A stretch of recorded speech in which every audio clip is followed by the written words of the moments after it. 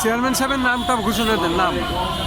সবাই আমাদের বক্তারা সেটার আমি কোনো বৃদ্ধি করতে চাই না। আমি শুধু আপনাদেরকে এইটুকু জানাতে চাই যে আমরা যে বিপ্লব করেছিলাম, এখানে 2000 বাচ্চা প্রাণ দিয়েছে, 20,000 বন্ধুত্ব বরণ করেছে, তাদের রক্তের ঋণ এখন আমাদেরকে শোধ করতে হবে। বিপ্লব সাকসেসফুল হয় নাই, আমাদেরকে সমস্ত কিছু চেঞ্জ করতে হবে। জনগণের জন্য রাজনীতি করতে হবে, আমলাতন্ত্রকে জনগণমুখী হতে হবে, পুলিশকে জনগণমুখী হতে হবে, ট্যাক্স যারা এনবিআর এবং ইনকাম ট্যাক্স যারা নেয় তাদেরকে জনগণমুখী হতে হবে।